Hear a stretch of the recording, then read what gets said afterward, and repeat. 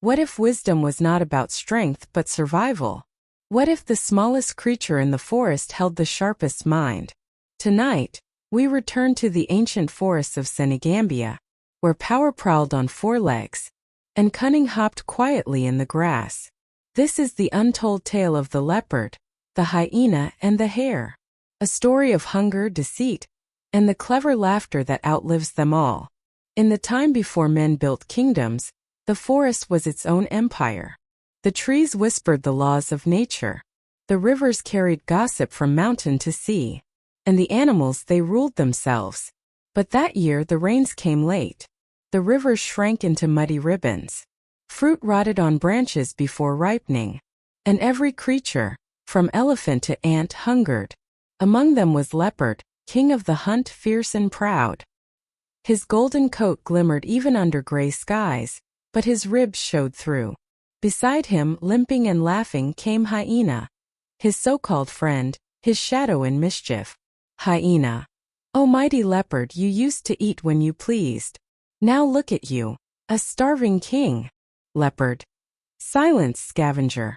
Even hunger cannot humble a hunter. Hyena, snickering, maybe not. But a clever tongue can find a meal faster than sharp claws.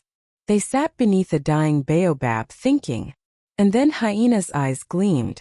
Hyena. Let us hold a feast. Leopard. A feast? With what? Hyena. With others' food. Invite all beasts of the forest. Let them bring offerings to honor you, the king of the wild. Leopard. And who will prepare it? Hyena. The hare. Small, quick, foolish. He won't dare refuse. Leopard's grin spread slow and wide. Leopard. Then let it be done. Send for the hare. When Hare received the summons, his long ears twitched with suspicion. He was small, yes, but far from foolish. He had outwitted traps, snakes, and even the sun once, or so he claimed. He hopped to the leopard's den. A hollow cave wreathed in vines. Hare. Great leopard, what honor brings you to call me? Leopard. You are wise in herbs and cooking, Hare. We will hold a feast to unite the forest. You shall be our cook. Hare. A feast. Hyena. Yes, a grand one. Everyone shall come. But mind you cook well. The king does not eat poorly.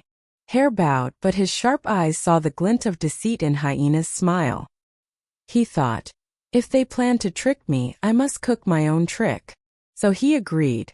He gathered millet, ground roots, fragrant herbs, and one secret ingredient, a sleeping dust made from the blossom of the nightshade tree. The next day the forest gathered. The air shimmered with the sound of drums made from hollow logs. Monkey swung through the trees. Antelope bowed gracefully. Even the great elephant came, carrying water in his trunk. At the center of the clearing, Hare stood beside 3 pots boiling over a fire. Steam rose, carrying a sweet aroma that made even the birds stop singing. Leopard sat proudly upon a mound of stones, Hyena beside him licking his lips. Leopard. You have done well, little one. Let the feast begin. Hare smiled. Hare. Ah, my lords, the food must rest. The flavor deepens in stillness. Give me but a moment. He stirred the pots, whispering a few words to the spirits of the forest. The smell grew stronger. The guests grew impatient. Finally, Hare nodded. Hare. Now, my king, taste first, as is your right. Leopard leaned forward, inhaling deeply. He dipped his paw, tasted, and purred in delight. Leopard. Ah, perfect. Hyena, eat. Hyena plunged his snout into the pot greedily. Then elephant. Then monkey. Then all the guests. Moments later, a strange silence fell. The chatter died. The mighty animals swayed, their eyes rolling back. They had all fallen into deep, enchanted sleep. Only Hare remained awake, and laughing quietly. He hopped from pot to pot, filling small gourds for himself. Then, with mischief sparkling in his eyes, he whispered, a feast indeed, but for the clever, not the strong. He took what food remained and disappeared into the tall grass. When the sun rose, the forest was a mess.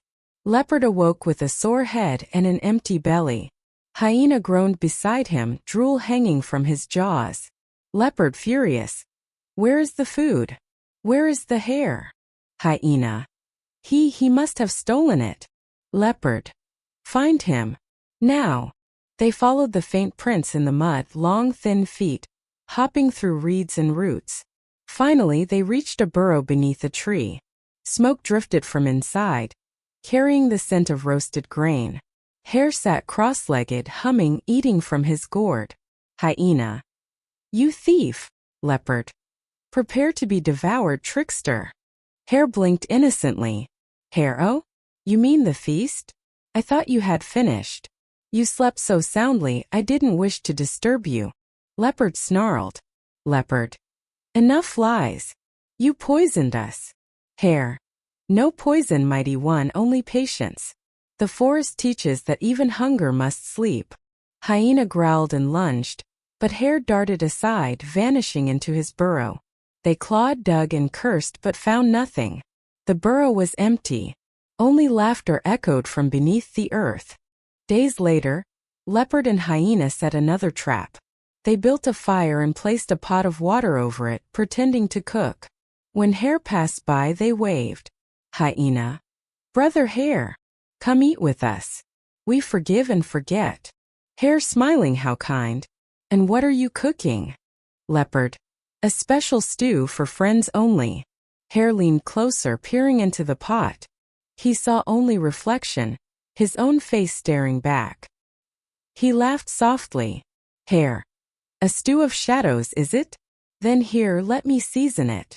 Before they could react, Hare threw a handful of hot sand into the pot. Steam burst upward, scalding Leopard and Hyena. They howled and fled, their fur smoking. Hare called after them, voice ringing like a drumbeat. When you plot deceit, you will dine on ashes. From that day forward the forest remembered. The leopard hunted alone, ashamed. The hyena laughed at everything, even hunger, for his laughter hid his scars. And the hare? He became the storyteller of the wild. His tales whispered through generations, teaching that wit is the oldest weapon of all. Even now, when you hear the rustle of grass or the quick thump of paws beneath the moonlight, the elders say, "The hare walks again," laughing at those who forget that power without wisdom is just hunger in disguise. The leopard was strong. The hyena was fierce. But strength without thought is only noise. The hare, small, clever, patient, proved that the mind can feed where muscle starves. Wisdom is not about dominance but timing. A single moment of wit can outlast a lifetime of power.